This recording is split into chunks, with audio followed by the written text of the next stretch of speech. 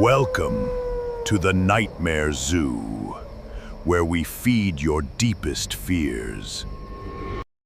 If you love dark, terrifying tales that creep under your skin and haunt your dreams, make sure to hit that subscribe button, turn on notifications, and join the pack before we dive into tonight's nightmare.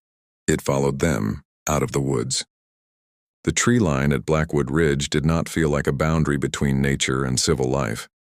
It felt like a cage door left cracked open. Nora, David, and Mark had spent 3 days deep in the unmapped interior of the valley, but the forest had shifted around them on the final night. The path had dissolved into wet moss and broken root systems that made no sense on any map. They reached David's truck at dusk, drenched in sweat and cold rain, throwing their heavy packs into the bed with frantic, clumsy movements. Nobody spoke until the cab doors slammed shut and the engine roared to life. David hit the gas, sending gravel flying against the undercarriage as they accelerated down the narrow logging road. Nora stared back through the rear window, her chest heaving. The shadows between the pine trees seemed to stretch unnaturally, reaching past the gravel shoulder as if trying to grab the spinning tires. Even as the trees thinned and the dirt road paved over into blacktop, the suffocating pressure in the cabin did not lift.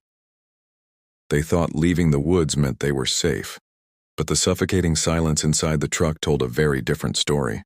They pulled up to Mark's secluded split-level home late that night. It was an isolated place surrounded by a thin strip of timber, miles from the nearest neighbor. They piled inside, desperate for hot water, locked doors, and bright overhead lights. Mark double-checked the deadbolts while David poured 3 fingers of whiskey into glass tumblers with trembling hands. Nora sat at the kitchen island, staring at the mud caked on her boots.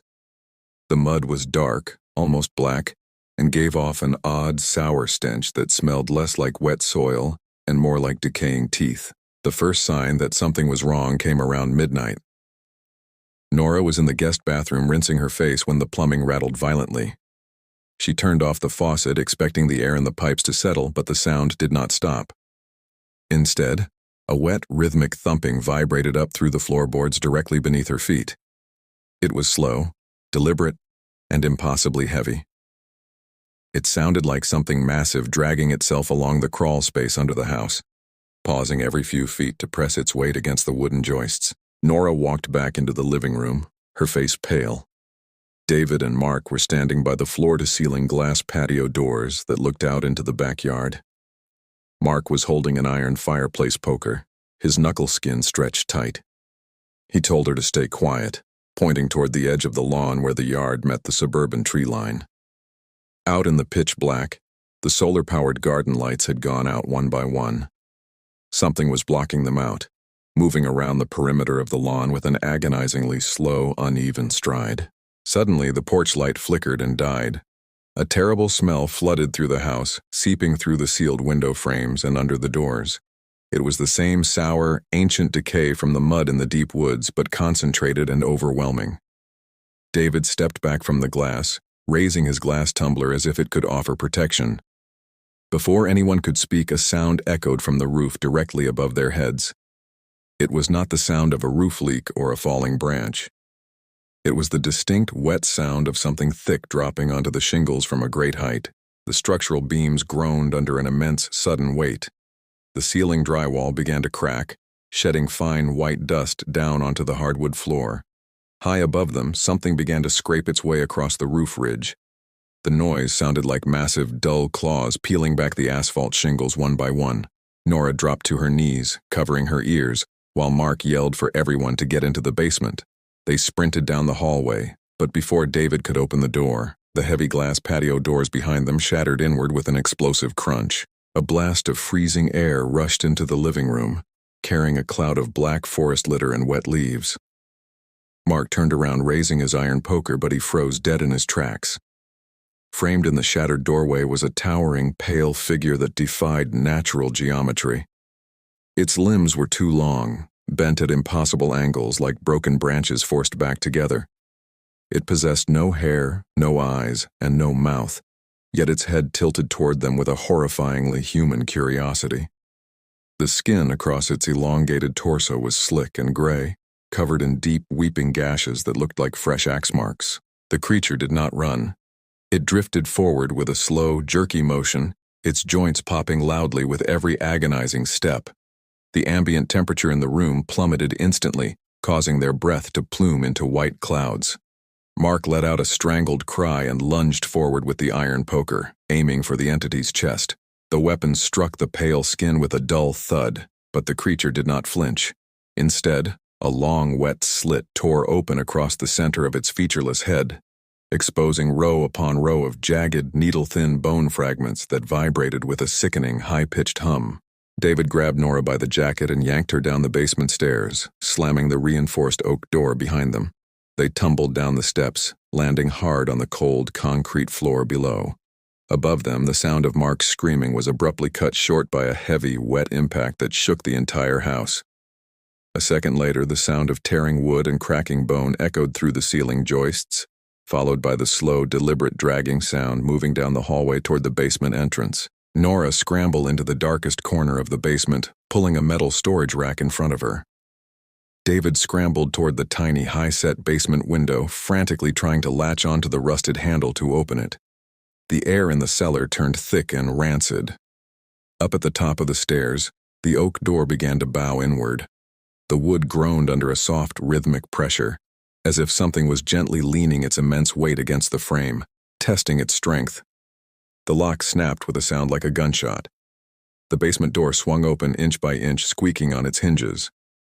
A pale, jointed hand reached around the door frame, its fingers impossibly long and tipped with blackened, split nails.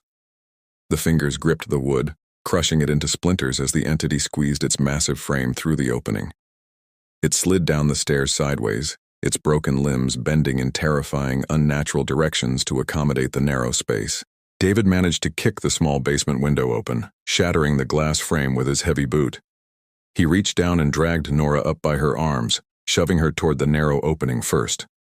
Nora squirmed through the tight space, scraping her shoulders against the jagged glass and rough concrete, tumbling out onto the muddy grass of the side yard. She turned around to help David, reaching her hands back into the dark window frame. David had his torso through the opening when the creature reached the bottom of the stairs. The temperature dropped so fast that frost instantly webbed across the basement window. Nora grabbed David's hands, pulling with all her strength, but his expression instantly morphed into pure horror. His eyes went wide, his mouth opening in a silent scream as something gripped his ankles down in the dark. The strength pulling him backward was absolute, effortless, and terrifyingly cold. Nora dug her heels into the soft earth outside, crying out as David was violently yanked back into the basement. The sound of his body being pulled back through the narrow frame rattled the foundation. The window fell silent. Nora lay in the cold mud for a fraction of a second before her instinct took over. She scrambled to her feet and ran blindly into the night, leaving the house, her friends, and her sanity behind.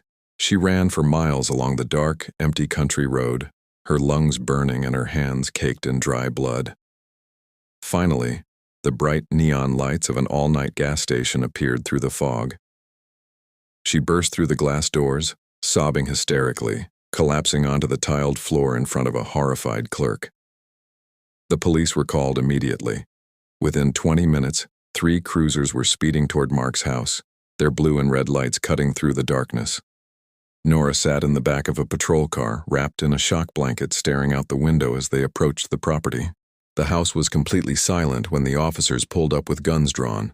Nora stayed in the car, watching through the rain-streaked glass. The officers spent 45 minutes searching the home before returning to the cruiser. The lead deputy opened Nora's door and told her that the house was entirely empty.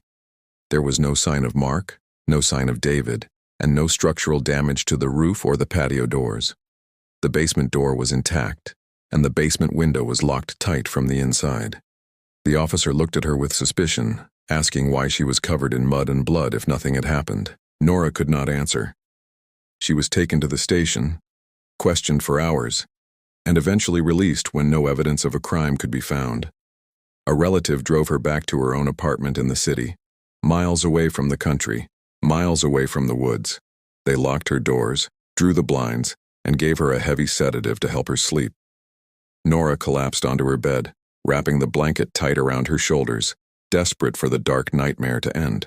She woke up at 3 in the morning to the sound of absolute silence. The ambient street noises of the city were completely gone. No cars, no sirens, no distant footsteps. The air in her bedroom was freezing cold, thick with the sour, nauseating stench of rotten wood and ancient decay. Nora lay paralyzed in her bed, staring up at her ceiling. Slowly, rhythmically, a wet thumping sound echoed from the apartment directly above hers. A thin layer of white plaster dust began to drift down through the air, landing softly on her face. The forest had not let them go.